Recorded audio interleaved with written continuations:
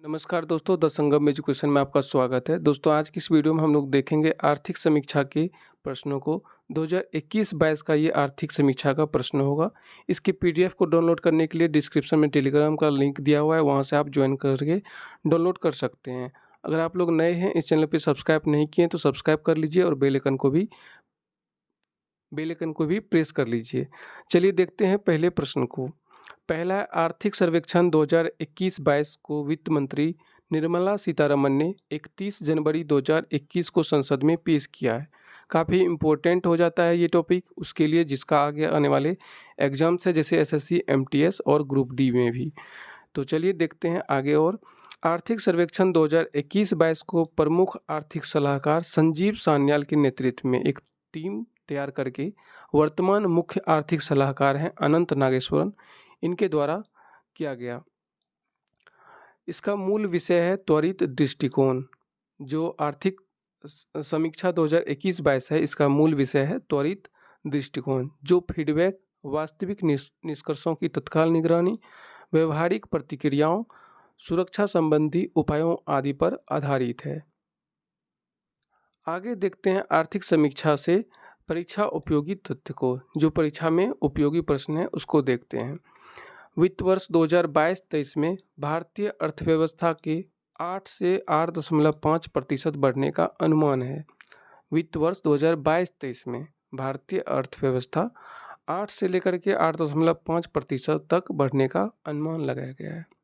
2020-21 में 7.3% गिरावट के बाद 2021-22 में भारतीय अर्थव्यवस्था को 9.2% बढ़ने का अनुमान है। 2020-21 में 7.3% गिरावट हुआ था और 2021-22 में ये अनुमान लगाया गया है 9.2% बढ़ने का। आगे है कृषि और संबंध क्षेत्र में 3.9% वृद्धि की संभावना है। कृषि और इससे संबंधित क्षेत्रों में 3.9% तक बढ़ने की संभावना है। उद्योग क्षेत्र में 11.9% और सेवा क्षेत्रों में 8.2% वृद्धि की संभावना है। उद्योग क्षेत्र में 11.9%।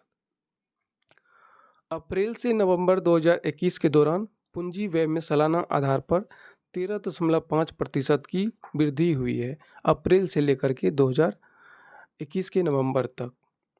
भारत अगले 3 साल तक दुनिया की सबसे तेजी से उभरती हुई अर्थव्यवस्था बनी रहेगी, ऐसा माना जा रहा है। अप्रैल से नवंबर 2021 के दौरान केंद्र सरकार की राजस्व प्राप्तियों में 67.2% की वृद्धि हुई है। अप्रैल से नवंबर 2021 के दौरान 67.2%। सालाना आधार पर अप्रैल से नवंबर 2021 के दौरान सकल कर राजस्व में 50 से अधिक प्रतिशत की बढ़ोतरी दर्ज की गई है सालाना आधार पर।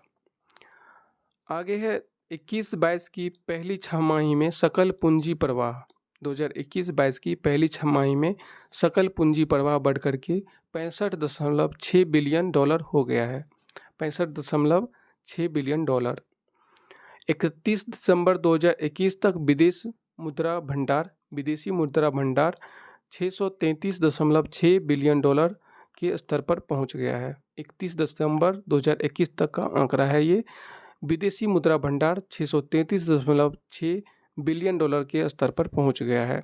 आगे है 2021-22 में जीडीपी की तुलना में सामाजिक सेवाओं पर व्यय बढ़कर के 8.6% हुआ है, जो 2014-15 में केवल 6.2% था।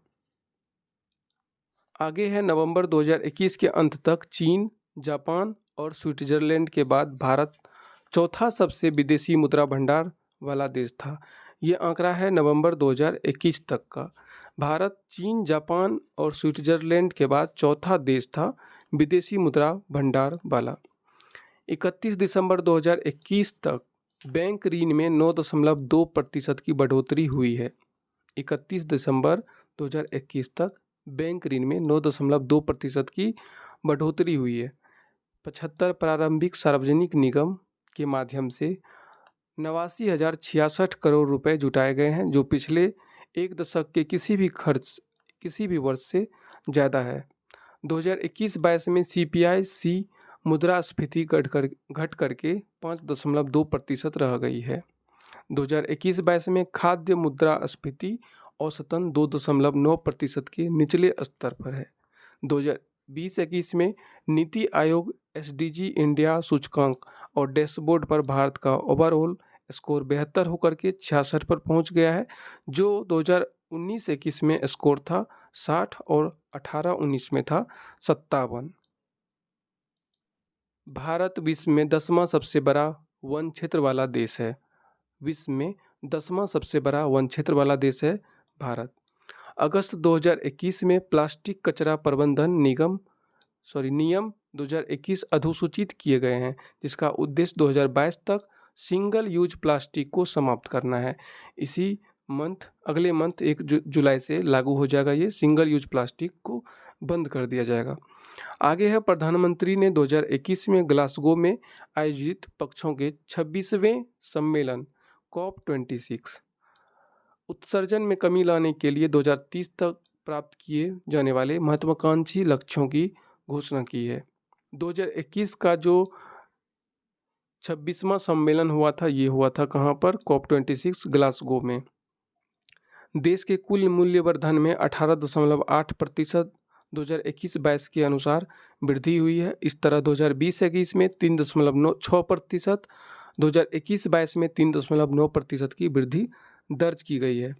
आगे है, सरकार ने प्रधानमंत्री गरीब कल्याण योजना PMGKY जैसी योजनाओं के माध्यम से खाद्य सुरक्षा नेटवर्क कवरेज को और बढ़ा दिया है। 2019-20 में समाप्त होने वाले पिछले 5 वर्षों में पशुधन क्षेत्र 8.1% के CAGR से बढ़ा है। 2021 के दौरान औद्योगिक उत्पादन सूचकांक IIP बढ़कर के 17.4% हो गया है वार्षिक दर से। 2020-21 में रेलवे पूंजीगत व्यय बढ़कर के 1,55,181 करोड़ रुपए हो गया है और 2021-22 में इसे बढ़ा करके 2,15,058 करोड़ रुपए किया गया है, जो 2014 के स्तर की तुलना में 5 गुना ज़्यादा है। वर्ष 2021 में प्रतिदिन सड़क निर्माण की सीमा बढ़कर के 36.5 किलोमीटर हो गया है। प्रतिदिन 36.5 किलोमीटर। 2019-20 में यह था 28 किलोमीटर प्रतिदिन और पिछले साल की तुलना में इसमें 30.4% की बढ़ोतरी दर्ज की गई है। 2022-21 की पहली छमाही के दौरान सेवा क्षेत्र में $16.7 बिलियन के अधिक प्रत्यक्ष विदेशी निवेश FDI प्राप्त किया है, जो भारत के कुल FDI प्रवाह का लगभग 54% है। 2021-22 में केवल छमाही के दौरान $16.7 बिलियन। भारत अमेरिका और चीन के बाद विश्व में तीसरा सबसे बड़ा स्टार्टअप इकोसिस्टम बन गया है। तीसरा सबसे बड़ा इकोसिस्टम बन गया है स्टार्टअप के लिए। 44 भारतीय स्टार्टअप्स ने 2021 में यूनिकॉर्न दर्जा हासिल किया है, जिसमें यूनिकॉर्न स्टार्टअप की कुल संख्या 83 हो गई है। 44 2021 में केवल किया है, कुल इसकी संख्या हो गई है 83। 16 जनवरी 2021 तक कोविड-19 टीके की 157.94 करोड़ खुराक दी जा चुकी है। इसमें 91.39 करोड़ वाली और पहली और 66.05 करोड़ दूसरी खुराक शामिल है। कुल प्रजनन दर 2019-21 में घट करके 2 हो गई है, जो 2015-16 में 2.2 थी। कुल प्रजनन दर जो है 2 से ऊपर रहनी चाहिए, तभी एक पॉपुलेशन जो है मेंटेन रहता है। 2 हो गया, एक ऐसा स्तर पे आना जहाँ से पॉपुलेशन जो है घटने लगता है, जनसंख्या घटने लगता है। तो ये नियत रहने के लिए 2.1 होना चाहिए। 2015-16 में ये 2.2 थी। 5 साल से कम शिशुओं की मृत्यु दर में कमी हुई है। 5 साल से जो कम शिशु हैं, मृत्यु दर में कमी हुई है। जुलाई 2021 से GST संग्रह 1 लाख करोड़ रुपए से ऊपर रहा है। जुलाई 2021 से GST कलेक्शन 1 लाख से ऊपर रहा है। अप्रैल से नवंबर 2021 के दौरान कॉरपोरेट कर संग्रह में 90% की वृद्धि देखी गई है। सार्वजनिक क्षेत्र के बैंकों का शुद्ध लाभ 2020-21 के 14,688 करोड़ रुपए से बढ़ कर के 2021-22 में 31,144 करोड़ रुपए हो गया है। दिसंबर 2021 में उपभोक्ता मुद्रास्फीति 5.6% थी। जल जीवन मिशन के तहत 83 जिले हर घर जल जिले बन गए हैं। जल जीवन मिशन के द्वारा 83 जिले हर घर जल जिले बन गए हैं। तो दोस्तों, इसी के साथ इस वीडियो में इतना ही। आपको ये वीडियो पसंद आया हो तो लाइक करें, इस चैनल को सब्सक्राइब करें, अपने दोस्तों तक इस वीडियो को ज़रूर शेयर करें। मिलते हैं अगले किसी वीडियो में, तब तक के लिए धन्यवाद।